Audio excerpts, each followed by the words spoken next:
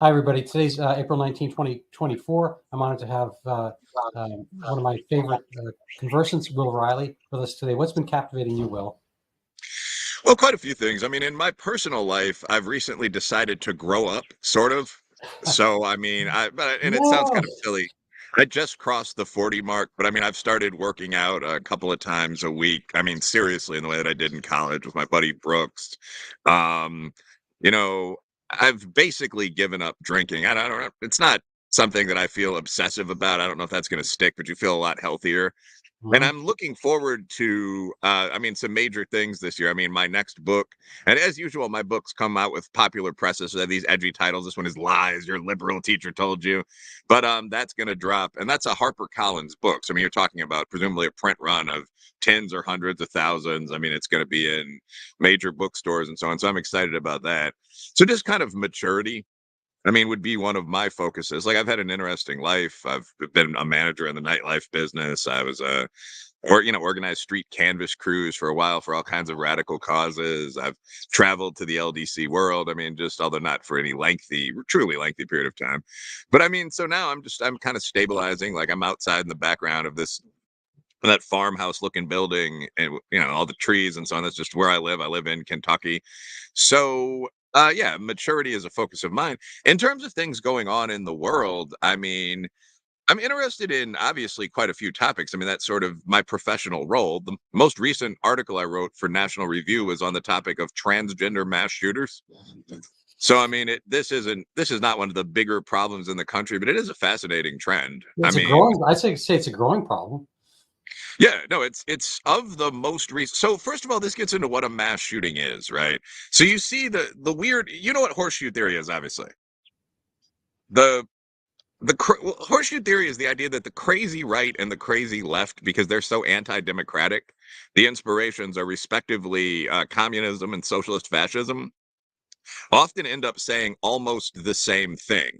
Hmm. Um, And one of the things that you're hearing a lot from both extremes right now is that there's this epidemic of mass shootings. Everyone from Steve Saylor, although I wouldn't describe him as extreme on every point, but over to who's that on the left? Everytown USA, the anti-gun people think you should regulate certain knives as well. All of these people are saying, well, they're roughly in the thousands of mass shootings each year. They're almost 1,000 or a little more. And the issue here is that they're using a definition of mass shooting that is extraordinarily broad. Right. It's like more gunfire directed at more than three people or more than three people struck by bullets. There's no implication that the people have to be killed. Right. There's certainly no understanding there that the shooter has to be a stranger, a gunman, as opposed to a member of a rival gang or your wife or Yeah. something like that. So, I mean, you end up with this very large total that includes a substantial percentage of all murders or all attacks in the USA. If you're using this kind of broad lens take, in general, the definition of mass shooting that I and most other academics in the softer sciences would use is the one that's been up on the Mother Jones website for a couple of decades. And that is, more than three people, at least, not including the shooter, killed by a stranger. What you think of as the Columbine kind of situation. Mhm. When you look at that definition, there actually are very few mass shootings. I mean, there are 158, I believe, on the list that we usually use in poli sci and in kind of upper end journalism on this topic. And of those, blah, blah, blah, getting to the point. But in the past, since 2018, there have only been about 50. And of those, now six, maybe seven, have been committed by trans or non binary shooters. I mean, National Covenant is just the most notable of them. You had a shooter just the other day, although this isn't on the list. He was stopped, fortunately. But you had a guy just the other day who was planning, a young Asian American male who identified as a woman and had a bevy of guns and planned on shooting up a school. So I wrote a piece about this and said, well, 6 out of 50 is a remarkable number because Mhm. only 0.6% of the US population is trans. Right. It's So it's also a force notable. force multiplier. Yeah. But I mean, there are a couple things that are really notable about this. Like, one is that most of the shooters were biological females, which is something we've never seen previously. Prior to 2018, you had one bio female mass shooter. Murder is a young man's game. Um, And so you think it's testosterone? I do. I'd be interested in your opinion as a doctor, but yeah, I think I'm not a physician, but yeah, you'd have to imagine. And so there's a broader issue here, and we're going to talk about things well beyond like the trans debate, but this ties into the absurdity to some extent of what we're doing with these kids. So yeah, of the recent shooters, a pretty good number, 6, 7, were transgender and non-binary. More than half of them were female. And yeah, this hasn't been revealed, but you would imagine that the young women in that group were taking testosterone. And we tend for whatever reason to forget this right now, but pure testosterone is a pretty powerful drug. I mean, that's essentially, as I understand, what anabolic steroids are. Like anabol is just synthetic testosterone. Yeah, exactly. Yeah, I mean, I don't necessarily call it a drug. I mean, it's a hormone. I mean, people use it as a drug, and so I mean, people take thyroid medication, but really they're just replacing their thyroid. And there are some people. I mean, if you had an orchiectomy, you had cancer in your testicle, or whatever, and because God knows whatever they had to take both off, surgical castration, you would take testosterone to replace it. It'd be replacement. Women, when they hit menopause, they take estrogen as HRT, hormone replacement therapy. So if you're replacing something that wasn't there, or that had been there that you just lost, fine. So if you have an early, ovarian cancer, and then you are 35 years old and you still want to look, 35 feminine, then you take estrogen. So that's well, but you take it to modulate. Anyway, this concept where you're adding on to something you already have in terms of the anabolic part is one case, and then taking change, so-called sexual transition, whatnot. You're giving testosterone women who've never had it before at all, and it's gonna be a funky thing. It's kind of like if you're used to driving a Toyota, you get into a Ferrari, you press down the accelerator, it's just not the same car. I mean, it's zipping along. And I think that's it's going to be a little bit of funny bends in the road, and you maybe crash into a few things. I think that's kind of like the unfamiliarity of what testosterone is. There's some aggressions that guys work out. There's a great book. I don't want to divert too much, but there's a great book called The War on Football by Daniel J. Flynn. People have been trying to get rid of football for over 100 years because it's violent, blah blah blah. But the question is compared to what? You get rid of football, you got a bunch of violent guys who want to do things to each other, bash each other. So I mean, it's not any kind of coincidence that a fair number of guy sports are violent. People like boxing, they like wrestling. I wrestled and so forth, and God knows it. It took a lot of aggression out and so forth. Plus, it gives you some confidence and so forth. So they get rid of football. It's not like everyone's going to become get 800s on their SATs because they have all that extra time. They're going to be aggression. So guys work through that. They've been guys forever, and they had a lot of time working it out. They understand bullying. But if you have some girl, well, all of a sudden she's 25, whatever, and then she's taking a bunch of I like my Ferrari analogy. They used to drive in, I don't know, a Honda, a Subaru, and now they got a supercharged one. I don't know. Yeah, no, I think that's pretty much correct. Like, as a man, a lot of or we don't like to put it this way necessarily, but a lot of your early life is spent regulating the urge to have sex constantly and get in brawls. I mean, you learn how to but you learn how to be quote unquote a gentleman. You learn how to meditate. Yeah, you learn how to go to the gym and the dojo and take that anger out. I can't imagine having the same intensity of like hormonal lust or the that I had at 17 as a woman that's never experienced that. And trans men, by the way, who also make up a disproportionate number of people in this category, at least broadly defined. But I mean, I would imagine that they have similar issues with estrogen. Like, how do you deal with that cyclical wave of passionate emotion that women describe feeling as a guy? Where, I mean, your responses to things prior to the surgery were often, or prior to the treatment, were often grunts. So, yeah, bro. I mean, what does that do to you? But with the trans men, it does seem to be more intense. I mean, what you're doing is taking my understanding. Terms, though. What's up? Trans men or trans women? I always get confused with this. Which one are we talking about? Oh, I think it's Chris Rufo who says that the best way to think of the word trans, if you don't mind being a bit rude, is as fake. So a trans man is a woman a female who identifies as a male. So like trans men would be females who are taking, and my understanding of this is that they're taking the male normal dose of testosterone. So I recently considered testosterone replacement therapy, and as far as I could tell, I was basically normal. Like I was reasonably high T for like a guy who's becoming older, and it's just like I don't really see a need to spend money Right. on this. But one of the things that they do is give you your T score, and the average for males is supposed to be between 300 and 1,000. Let's say 700 would be totally typical, as you know.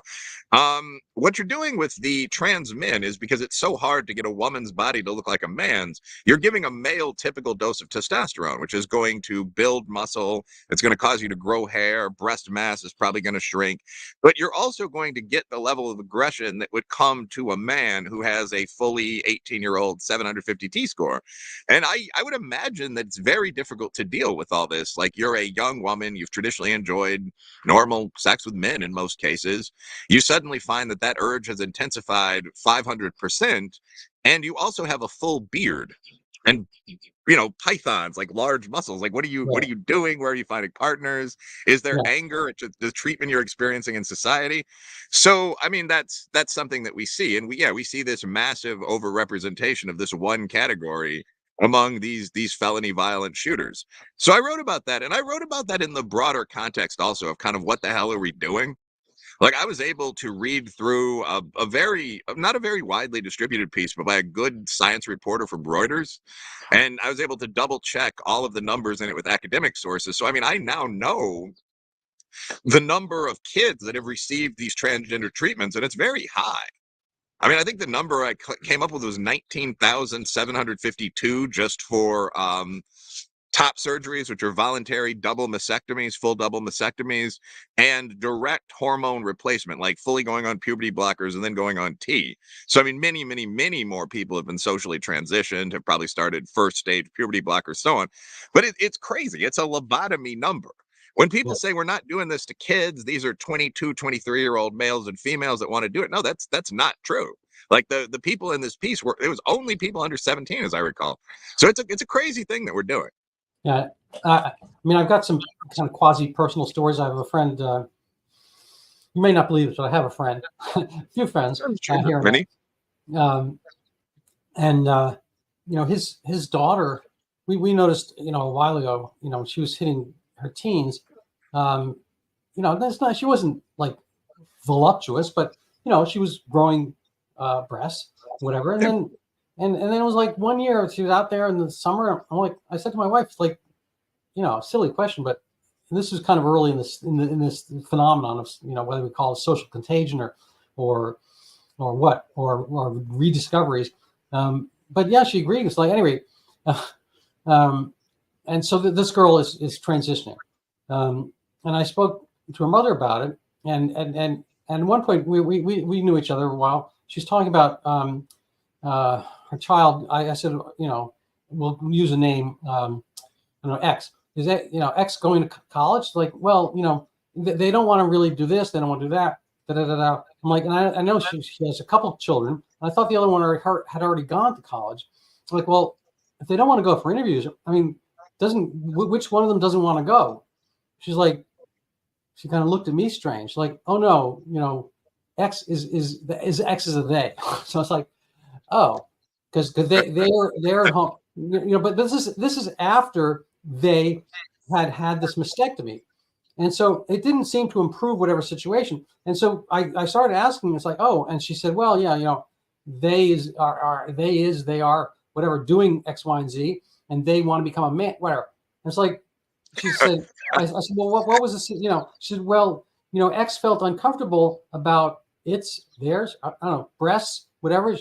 She was growing breasts, and I remember being at that stage too. I felt so really uncomfortable about growing breasts. I'm like, so I'm kind of like dot, dot, dot, dot in my head. Like, well, yeah, but you got over it. I mean, you have children, and I don't know if those breasts were put to work in their, genuine kind of biologic functional sense, but, you got married, blah, blah, blah. It's like, what's the thing that it just seems like an odd gap to think that I did this. I got through my uncomfortable, awkward puberty stage, I all of a sudden have these, breasts and people are staring at whatever, like, to think that your daughter couldn't.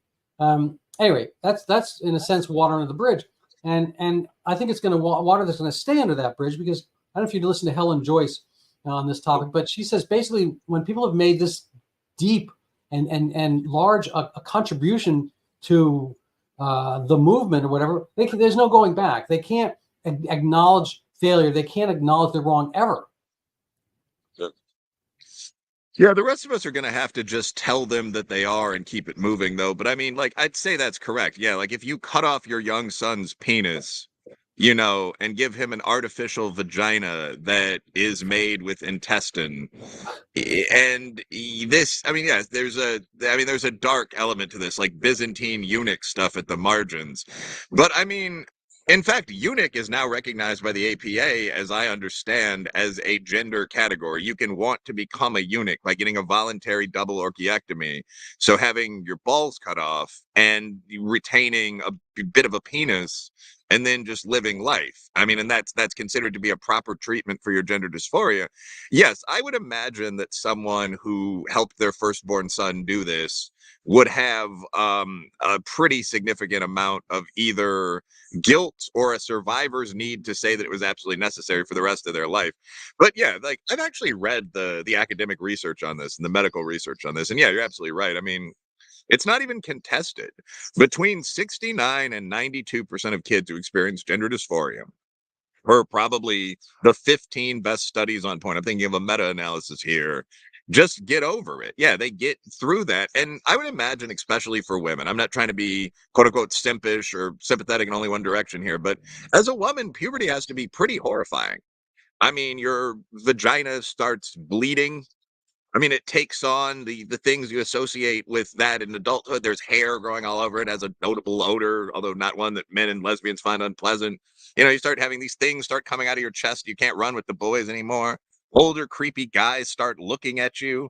I mean, every female friend that I've ever had has described that. You're like 14, you're in the park. They're dudes that are like 20 driving by, staring over. I mean, or beyond that age. So, I mean, there has to be a level of temptation when someone says, well, I can give you this pill that'll stop this. It'll delay it until you're mentally ready. You can never go through it at all. You can be a tough male warrior. I mean, yes, that has to be appealing. The reality is that in order to do a bunch of things, like from have a clitoral orgasm to get a husband, you have to remain a woman and progress on into adulthood. You can't seal your vagina shut, which is, again, part of the most extreme female procedure here. This stuff is extremely painful, and get a fake penis made out of skin and fat from your thigh. Now that's not going to, in most cases, help you mature into mentally stable adulthood. So yeah, up to 90% of these kids will just get through this phase if they're just allowed to get through this phase. What happened, in my opinion, was that activists really commandeered this whole discussion and started pumping out what was, you can call it the hard affirmational model. But like if a kid comes into your office and you're a doctor or you're a psychiatrist with the ability to prescribe, what you're supposed to do is not, and this is still the standard, by the way, at least in most states, you're not supposed to ask about any contributing factor. Sexual abuse, I would imagine, would be an obvious one for young women. Just discontentment with puberty, anything like this. Are you a cutter? Most of these people are. There's a button, Christina Buttons Lives on Twitter, Buttons Lives, has pointed out that there's something like a 60% overlap with severe autism, with PTSD style trauma, so on, and gender dysphoria. But you're not supposed to pursue any of that. You're just supposed to say, okay, you say you're a boy. Well, you're a boy, and this is what boys do. And you then recommend a suite of behaviors from transitioning in dress, which basically just means adopting the corniest male stereotypes. You see a lot of baseball caps and like willingness to scuffle, but anywhere from that to, again, voluntary double mass, so on down the line. And again, I bluntly think it's an awkward topic to talk about, but I think this is going to be treated as lobotomy in 20 years. Like they're going to be a lot of these people that have full beards, that are female, that have gone through something very similar to clitoridectomy, that have these fake penises hanging from their stomach, that are going to be speaking and saying it's amazing that this was done to me, in my opinion. I remember when clitoridectomy was a thing that the medical community was railing against in the 90s, I believe, in the maybe late 80s. And that was like on the front page, how horrible it is that Egypt, I mean, they have automobiles and telephones and whatnot. Cairo is a relatively modern place, but in Egypt, they're allowing clitoridectomies. You're taking away the women's ability to have sexual pleasure, blah, blah, blah, how horrible, how gruesome, how mutilatory, how bad, bad, bad, bad, bad. And it goes on, certain places nearby, I guess Sudan, this and that. I'm not sure the actual, geographic map, it coincides with Islam, but I'm not sure. I don't think all of Islam does that. Anyway, it was a big deal. I see nothing about that, no discussions about that at all. It's like, I think you've lost the ability to criticize the oddities of doing clitoridectomies if you're doing, frankly, worse and more, and you're doing it in pursuit. You're not even leaving the female form. You're pursuing, this, to kind of borrow a religious term, you're pursuing this false idol. You can never reach this thing. You can't become a man. I can't become, one of my kids, when he was young, insisted everyone called him Batman. He was like 4 years old. I'm not joking. Classic. Yeah. He became completely ornery. He would walk away and not engage with you if you didn't call him Batman, and address him as the Batman. And he assumed he had all the powers and whatnot. And within his, was jumping off things and flying, kind of like dashing around. It was charming and so forth. But he would get really irritated, if you didn't use his proper pronoun as Batman. And the Batman, whatever, but there's something to go through, and that's neither here nor there. But it's an absurdity. But this kind of like application where you can think you can become something, you can't become a man. You can't transition. That all these terms are weird, and it's odd to me that medicine kind of folds at this, and everyone's supposed to all. I've signed in. Unfortunately, I don't know if you know about this, but I'm getting older. And I hope it doesn't happen to you, but happens to the best of us, really. Yeah, and so I signed in for certain medical visits, and now they all want to have a pre-sign, so like it's like your boarding pass for your airlines. Ask a couple of questions. What are you carrying on board? But in this case, it's everybody around here. It's like, what's your gender? What do you want to be called? Da da da. Are you a man? And they give you, it's not MF anymore. It's like there's like 7 choices of what I can be, and apparently my new gender is prefer not to say. That's like that's actually my preferred ethnicity. It's my preferred, you name it. That's prefer not to say. That's pretty much, maybe I'll put that in my bio. That's actually, so I mean, first of all, that's really funny. That's a good dinner speaker sort of joke that I might steal. Like, yeah, I'm here representing my preferred ethnicity, prefer not to say, my preferred gender, rather not talk about it, my tax status, none of your business. I mean, I actually think that's a good approach to sex, social class, so on down the line. So cool, thanks for sharing that one. But in terms of I do think there are 2 very serious points here. One is when you say you can't transition, that's something brutal but honest, and it's good to hear you as a medical pro say it. I've heard more and more friends going to events like Gen Spec that are psychologists, that are doctors. Yeah, the reason we now know, we looked at this new study from Sweden. I don't want to miscite the authors, but that came out a year ago, less than a year ago. And I mean, this is the first large N study to really track a cohort through transition. And then for the normal 10 years or so, I'd imagine you'd use to measure regret and see whether they felt better, whether their mental issues had been cured by transition. And what it found was no. As I recall, suicidality was higher. There were plenty of other issues that still existed at the same level. Are you content with your newly gendered body? No, I think some kind of small insect just flew into my eye, by the way, but whatever. Yeah. We'll deal with nature out here. I'll just look silly for a second.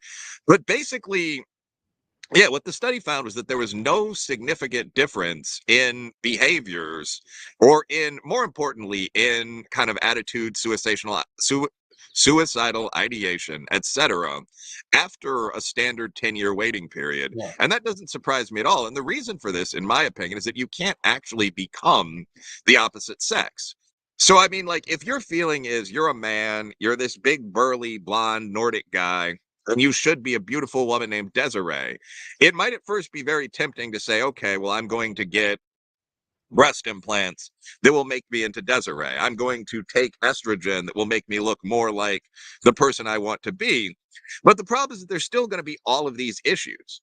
I mean, there are entire Reddit forums devoted to how you can tell what gender someone actually is, and race and so on as well. But I mean, large hands, Adam's apples, you probably still have a penis, and so are you going to fix all that? Are you going to, excuse the language, chop off your cock?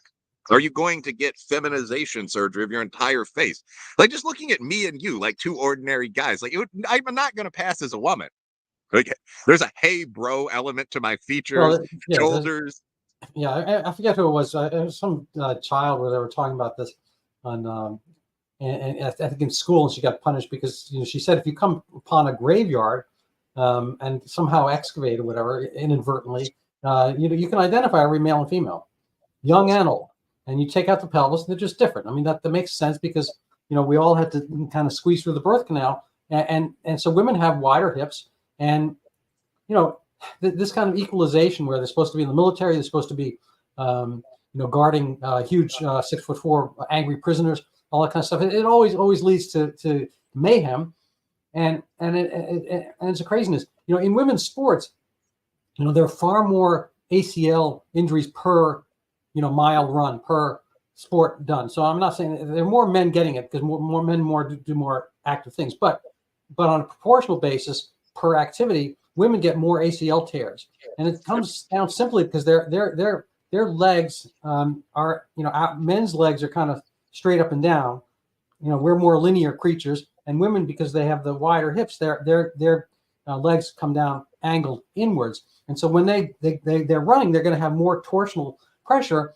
If you ever had Thanksgiving, you can pull off the drumstick. You need to put that lateral pressure on it, so they get the ACL, which is and so they're not necessarily built for the same stuff. Obviously, people you have this thing now where Caitlin Clark's not getting as much as Victor Wembanyama. She's getting like I don't know, 100th or 1,000th of what he's making. But it's not the same sport. They're not doing the same stuff. People don't watch it for the same reason. They're not seeing the best athletes on earth. We have yet to see a woman, whatever form, whatever hormones, play in the NBA, and you never will. You might very well see, and you've seen obviously men, dominate and ruin women's sports.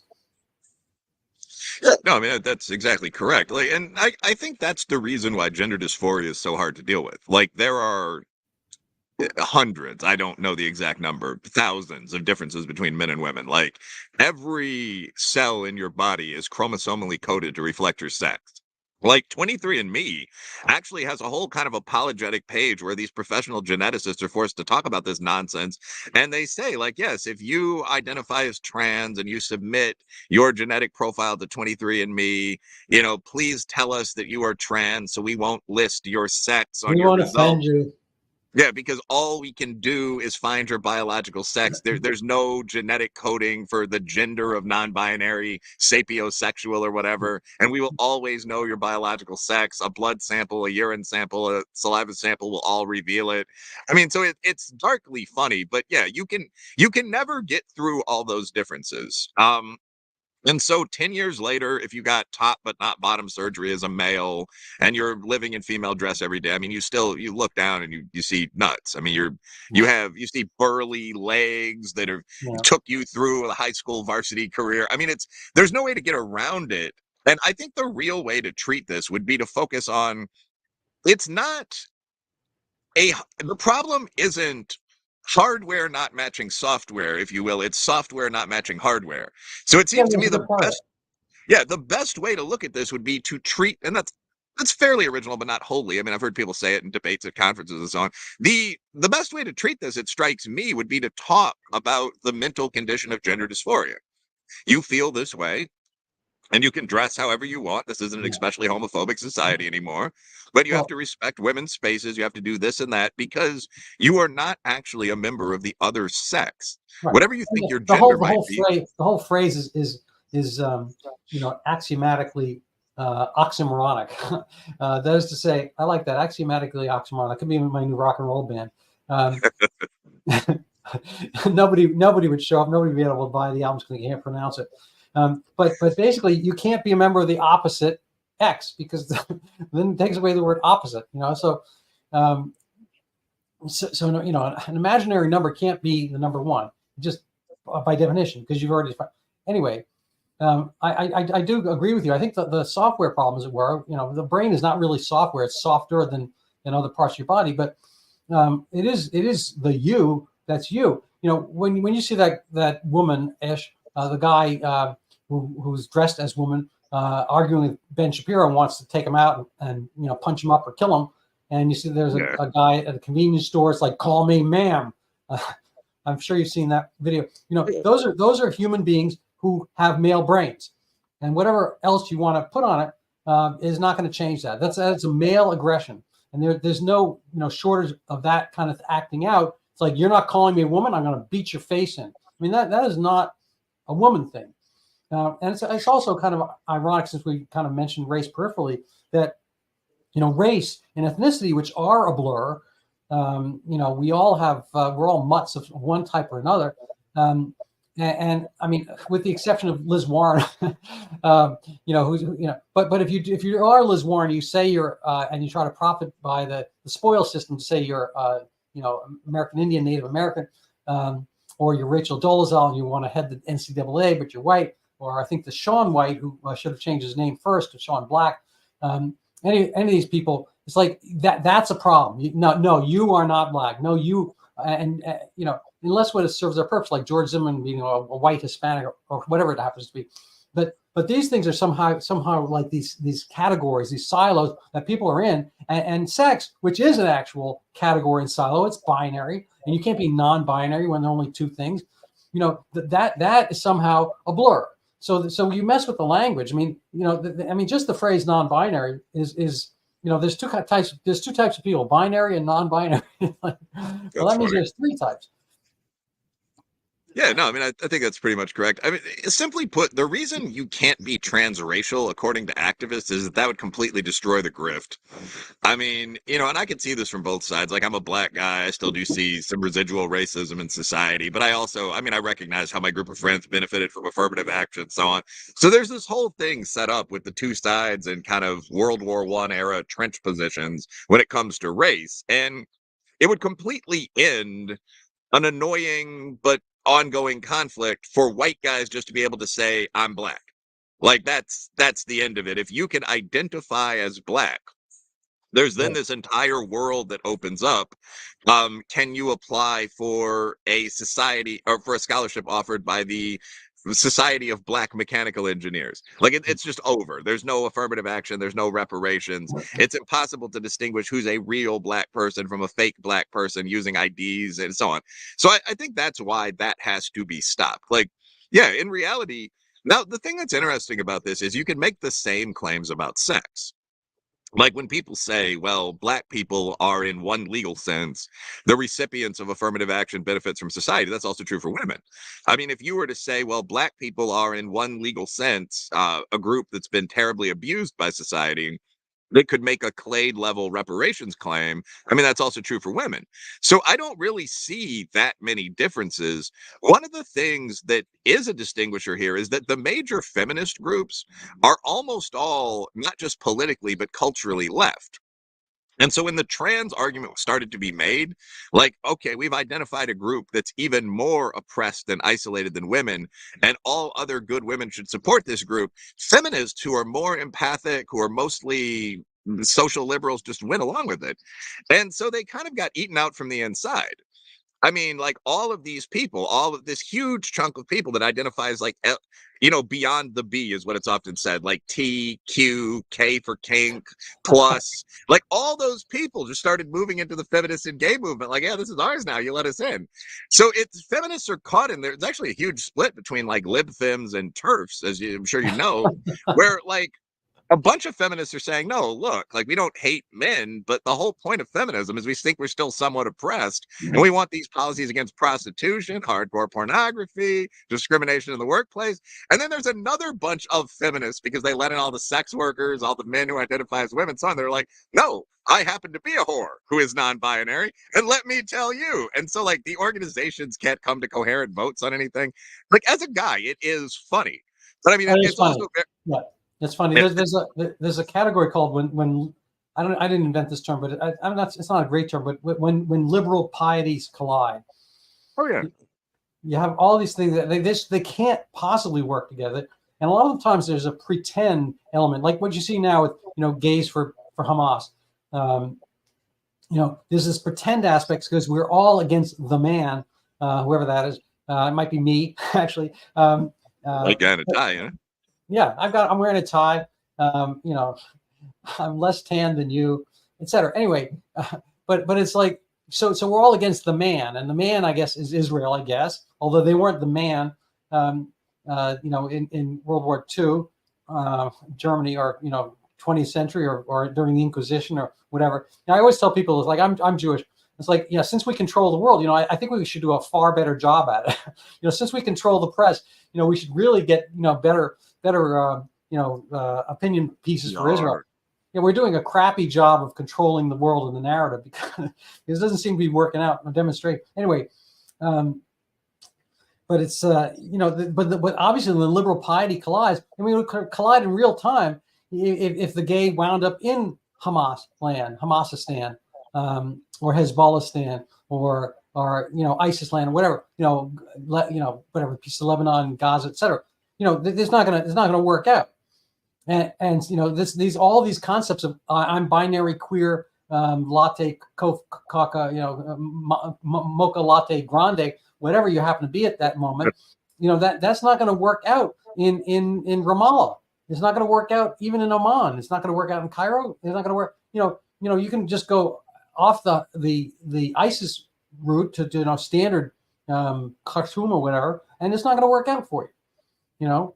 But this is with whom, no pun intended, you want to go to bed. I don't know how that works out.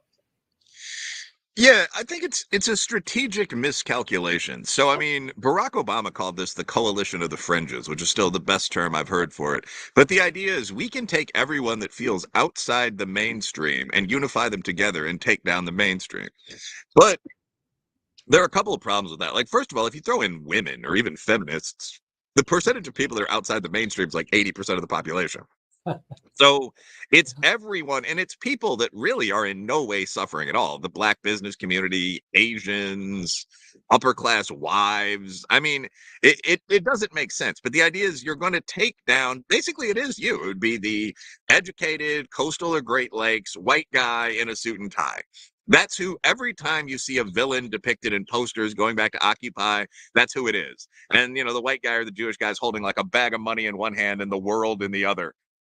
So that's the idea. We're going to go against the bankers or the 1%, the white lairds, like the different ways it's put. And we're going to take them down with the COF, the Coalition of the Fringes. I've been blah, blah, blahing about this a little. The problem, just very simply, is that the members of the Coalition of the Fringes have nothing in common and hate one another. Right. So, there's really nothing that feminism and Islam have in common. What's that? No, I said I wasn't coming up with like a very clever example. I'm saying that there's nothing that feminism and Islam have in common. Yeah. There's nothing that small union workers and illegal immigrants have in common. I know, it's crazy. There's nothing that trans the Democrat people party, and women. In England, literally they call their Democrat Party the Labour Party. And how is it working out for Labour? The people who are Labour in England, where the Labour Party would ostensibly be Labour, came from Labour. They don't want to vote for them because they don't care about the people there who have jobs and so forth. They're the nice word for crapped upon. They're just there's a kind of the Democrats have turned into globalists, and they're getting I think they're frankly bribed. It's kind of a mafiocracy. They are getting money, kind of the system. They're eating the trout and they're just churning stuff. And the actual working man, this concept of populism.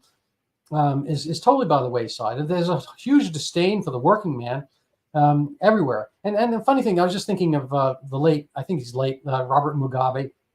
Yeah. When Rhodesia, there's two Rhodesias. There was North and South. And South Rhodesia, Harare government, I guess there was, what was the name of that town before? I forget. Anyway, when they got rid of Ian Smith, and put in Mr. Mugabe 1,000 years ago, and the whites pretty much left. Crime disappeared, inequity disappeared. The world got better. Prosperity turned into Wakanda. Am I right? Not quite. No.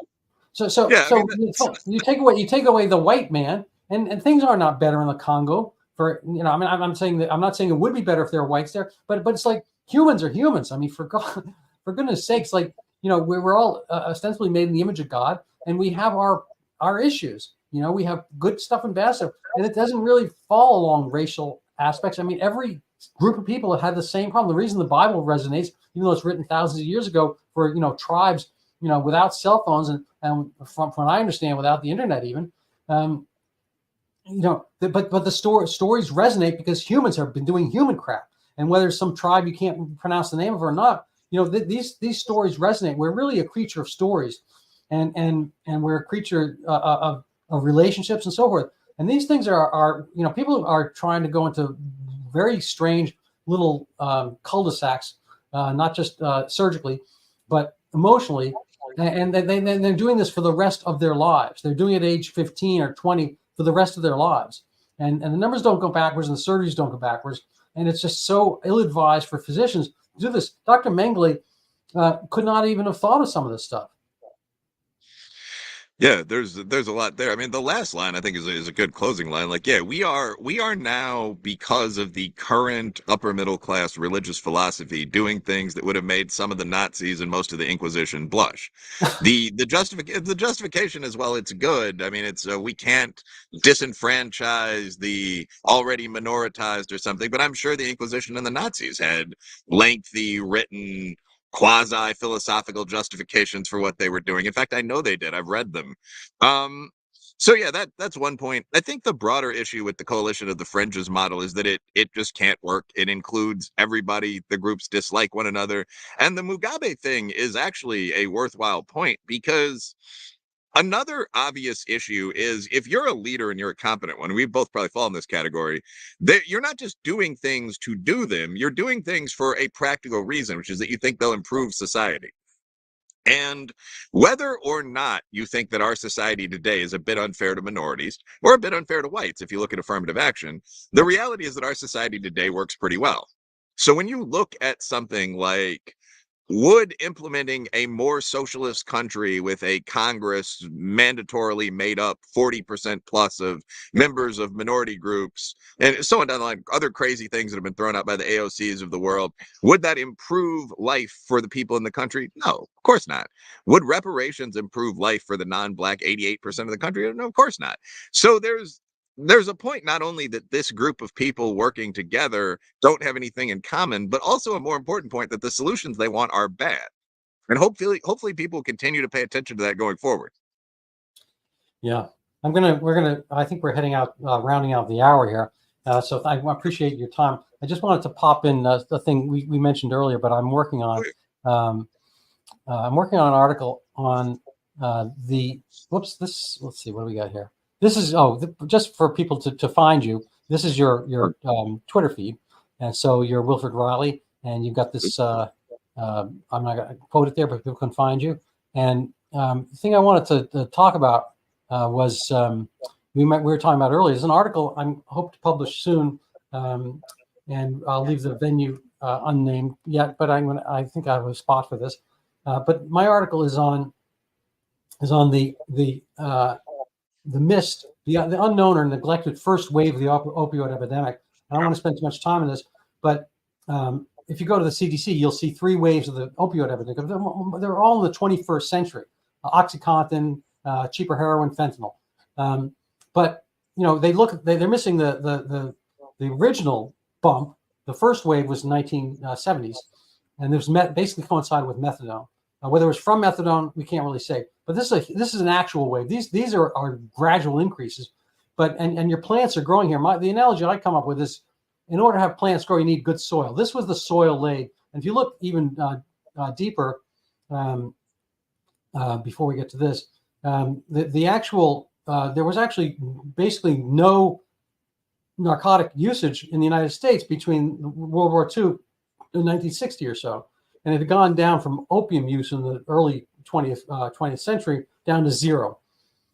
And then it grew and massively up further than before. But the part I was going to talk about was about race, we were mentioning earlier, is that akin to that Winston Churchill quote, where socialism is basically the equality of misery. This was 1960s heroin usage, which was a tiny fraction, probably 1/100th of what we have today. 35,000 narcotic addicts in the country, and half of them were in New York City, which was only 4% of the population at the time. And so non-whites, which in this case pretty much only Black Americans, African American, comprised almost half of the entire usage of the time in the country. This number looks like it's going down. Everyone's getting better amongst the non-whites. But in fact, the number stayed the same, which was 7 times higher than the whites. And what's changed is that whites have gotten 7 times more likely to use opioids. I just put that out there. I'd love to get your thoughts on that.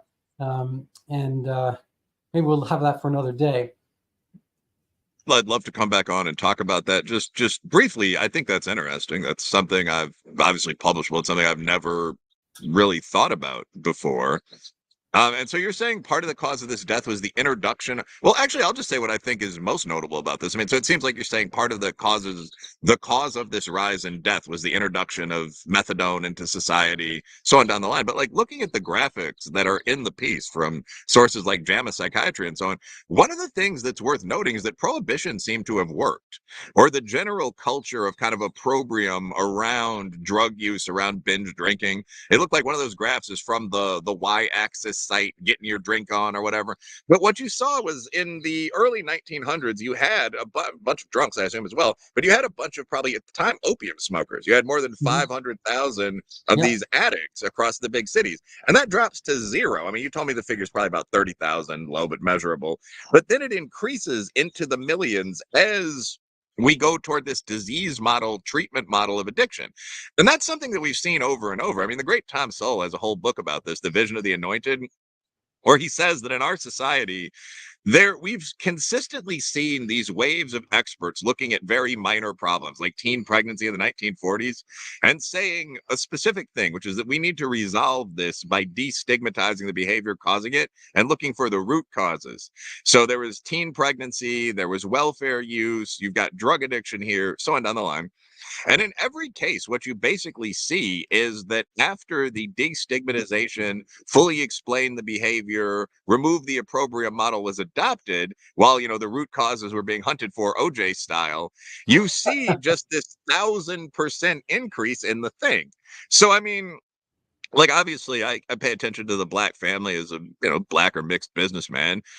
Black illegitimacy has not been a long-term national problem in the USA. Black families used to be more stable than ethnic white families. It's not disputed. What happened is that in 1938, the Black illegitimacy rate's about 11%. And you see the first pre-Great Society welfare programs. By 1960, when Senator Moynihan wrote, it's a 21%. And from that point forward, as you go into the Great Society, as you go into the sexual revolution, as you go into what's called Cloward Piven, the welfare distributional strategy, you get up to, our peak was 73% out of wedlock birth, which is insane. Yeah, I mean, well ahead of rate. Yeah, so this is a pattern we've seen before. You're right. You're spot on. It's basically, progressives ruin everything. And the analogy is there that, people, I mean, Charles Murray covers this really well in Coming Apart. You read that? The aspiration, the white elite, or it could be any elite, but at that time it was white. The white elite has all these ideas about how to fix the impoverished, and they apply kind of a libertine motif to them. So they give them the free drugs, they give them the free methadone, free needles, free condoms. This and that, and they're imputing, to quote Michael Gerson, their soft bigotry of low expectations. They don't think that the underclass can figure life out the way they have and the way they did, and they need these extra special helpers to deal with their urges and so forth.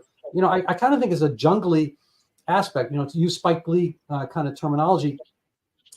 I personally think that the methadone as a concept emanated from fear of the Black man pouring into the wealthier neighborhoods in New York City in crime. I think if it happened somewhere else, if there was some different distribution, we wouldn't have seen. In fact, that New York City was kind of the intellectual, theoretical, theorizing capital of the United States, if not the world at the time in the 1960s. They felt threatened by a rise in crime, and it was coming from Black neighborhoods, and I think is the other in a sense. And they had this fear, and they didn't think that those urges could be canceled out by any other way except by giving them what they wanted. And maybe if we gave them what they wanted, they won't do any crime. I think it's an appeasement strategy. It's kind of Neville Chamberlain comes to opium.